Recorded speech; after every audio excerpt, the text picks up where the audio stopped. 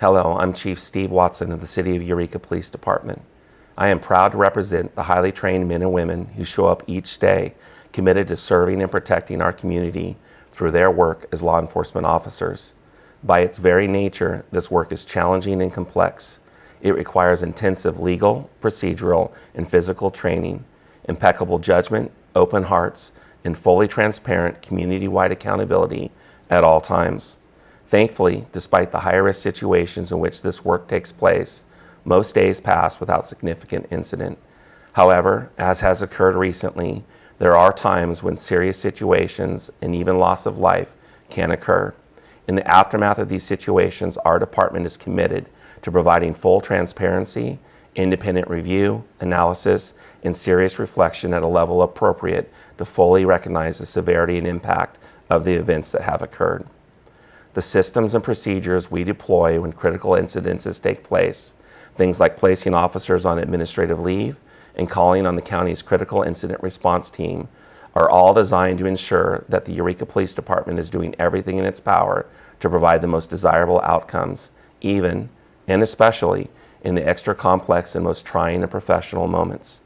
Our work is in service to you, the citizens of this community, and we hold these standards of professionalism, transparency, and accountability high. It is in that spirit that we are releasing this important video briefing. The pictures, audio, and information you are about to see may be difficult to watch. However, it is intended to provide full details as we currently understand them of this incident. The content is by its very nature graphic and may contain strong language, as well as video clips and images that are likely to disturb some audience members. Your discretion is advised, and your respect for the humanity of all those involved is appreciated. Now I'll turn things over to our captain to provide additional detail and information. Hello, I am Captain Brian Stevens, Investigations Division Commander of the Eureka Police Department, and I will provide a brief overview of an incident that occurred on July 23, 2020, beginning at approximately 5:16 p.m. Eureka Police Patrol officers were dispatched to 2806 Lowell Street on a report of a suicidal subject at this location. The reporting party stated John Seeger, a resident at this location, had texted her a picture of alcoholic beverages and a handgun and was making suicidal statements. Eureka Police Department, this is Catherine. Hi, Catherine. My name's and I am calling because I have a friend that has been texting me, and he is extremely intoxicated, but he is talking very depressed, and the last picture he sent me was of a bunch of alcohol with a gun. Okay. And I'm afraid that he's going to take his own life, and I wasn't sure if this was a 911 or a you. Hold on, one moment, okay? What is the address? A patrol sergeant and 4 patrol officers were initially dispatched to the call and staged south of the residence. The 911 caller indicated the matter may have begun with a domestic issue and that 2 members of Mr. Seeger's family may be inside the residence. As per protocol, upon arriving on scene, officers immediately began working to locate Mr. Seeger and the potentially 2 or more family members who could be at risk. The officers on site were able to quickly determine that vehicles associated with the residence were in fact on scene. Officers initially set up a loose perimeter around the residence and were provided a phone number for Mr. Seeger and his wife. At approximately 5:40 p.m., the sergeant and 2 officers entered the alley next to the home, hoping to get a view of Mr. Seeger. They set up their command post at this location, which consisted of 2 patrol vehicles blocking the alley and providing cover. At 5:43, the sergeant began attempting to make phone contact with Mr. Seeger, but the call went straight to voicemail. Other attempts were made, and at 5:46 p.m., Mr. Seeger answered the phone and then disconnected 40 seconds later. Believing Mr. Seeger was armed and having been unable to confirm the location of the family members who were suspected to be at the residence, at 5:49 p.m., a code red shelter-in-place phone alert was sent to members of the public who may have been within a several-block radius around the residence. The sergeant then requested that dispatch center contact the crisis negotiation team to request their assistance. The crisis negotiation team works under the umbrella of the Department of Health and Human Services and receives specialized training in negotiations. The sergeant was advised the lead crisis negotiator would be responding. This person is a supervising mental health clinician with Humboldt County Mental Health. Over the next 45 minutes, officers contacted nearby residents to get them to a safe location and had additional officers respond to the scene to help with perimeter control. The reporting party continued to receive intermittent text messages from Mr. Seeger, and information was being shared with the units at the scene through dispatch. Additional efforts were also being made to contact 2 family members who were believed to reside with Mr. Seeger. Those attempts were unsuccessful. Dispatchers worked to ping the phones of Mr. Seeger and his family to try and determine their locations. At 6:17 p.m., after more than 20 minutes since the last communication, Mr. Seeger then re-engaged with the reporting party on Instagram. Officers on site were notified of a threat. And then this is where it gets a little weird. He said, yeah, it's awesome. He said, if they see me, I will shoot them. Oh, okay. He then said, I respect cops and don't force me to kill any of them. At 6:37 p.m., the patrol captain arrived on scene and assumed the role of incident commander. As soon as he arrived, the mental health negotiator took over efforts to contact Mr. Seeger. At 6:44 p.m., more than an hour after first arriving on scene, the mental health negotiator was able to make contact with the first family member who confirmed that they were inside the home. At 6:49, officers heard movement in the backyard but not yet have direct line of sight to Mr. Seeger. At 6:53 p.m., the officers successfully made contact with a second family member who was also inside the home and advised they believed Mr. Seeger to be in the backyard. A few minutes later, both family members exited the house via the front door and were escorted to safety. At 7:01, Mr. Seeger texted the reporting party. At 7:30 p.m., an officer obtained access to a second-story bedroom of a residence that allowed a view down into Mr. Seeger's fenced backyard. The officer saw Mr. Seeger in the backyard. This is the first time we were able to confirm that he was actually at the residence. Over the next 19 minutes, the officer observed Mr. Seeger move throughout the backyard areas he could see from his position. At 7:49, 3 shots were fired from the backyard, but officers quickly confirmed that Mr. Seeger was not hurt. The sergeant, who was still in the alley, radioed that shots had been fired from the yard, presumably by Mr. Seeger.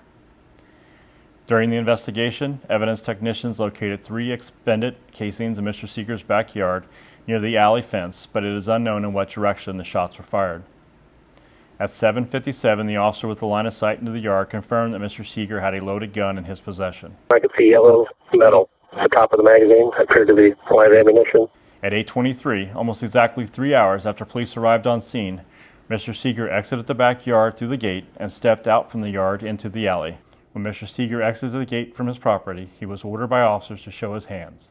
Mr. Seeger replied, "No, fuck you." 37, he's opening the gate. 37, he is exiting.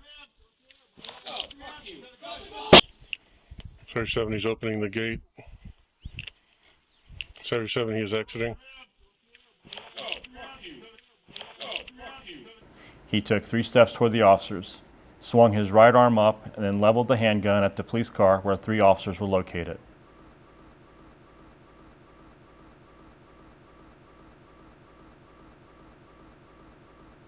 Four officers fired in response to the threat presented. Officers on scene called for medical support, which had been staged nearby. Mr. Seeger was loaded onto an ambulance and transported to St. Joseph Hospital. A loaded operational handgun was located adjacent to Mr. Seeger. At 8:27, the multi-agency critical incident response team was contacted and asked to conduct the investigation. At 8:37, the code red cancellation message was sent out to the community. In total, officers, mental health, and crisis negotiation specialists attempted to negotiate with Mr. Seeger for nearly 2 hours. They used a variety of de-escalation conversation and 3 T measures: time, talk, and tactics, which included distance and cover in an attempt to manage the incident without use of force. 2 family members were safely escorted from the residence, and no officers nor innocent bystanders were hurt. Unfortunately, Mr. Seeger did not survive the incident. An autopsy was performed on Monday, July 27th, and the forensic pathologist determined the cause of death was multiple gunshot wounds. The forensic pathologist determined there were a total of 8 gunshot entry wounds to Mr. Seeger. CERT investigators recovered 27 expended shell casings at the scene from rounds fired by EPD officers. The shooting event lasted approximately 3 seconds from first to last shot. We have no physical evidence to show Mr. Seeger fired his weapon at officers. As is standard protocol, all involved officers were placed on temporary paid administrative leave. Now I will turn this briefing back over to Chief Watson. As Captain Stevens shared, at our department's request, the Humboldt County Multi-Agency Critical Incident Response Team, or CIRT, was immediately mobilized to investigate this incident. CIRT is comprised of representatives from various Humboldt County law enforcement agencies who receive specialized training in the handling of critical incident investigations, such as officer-involved shootings. The Humboldt County District Attorney's Office is participating as a co-lead investigating agency in the CIRT investigation, along with the primary and assisting law enforcement agencies. The completed CIRT investigation will be submitted to the District Attorney for review and to ultimately determine if any criminal liability exists. The Eureka Police Department will also conduct a parallel internal administrative shooting review. We are committed to transparency and accountability to our community and to each other. This internal review will be thorough, comprehensive, and objective. When the investigation is complete, these records, including the report, investigation, findings, audio and video recordings, will all be fully disclosed to the public pursuant to the authorization of Senate Bill 1421 and Assembly Bill 748.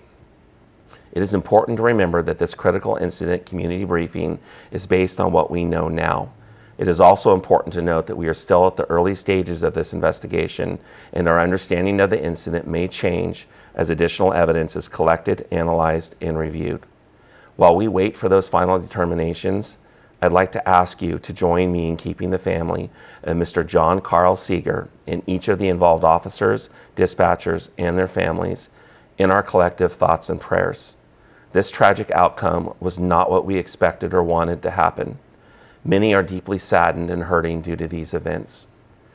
As always, if you have questions about the Eureka Police Department's policies, procedures, and transparency and accountability measures, we encourage you to visit the department's website for more information.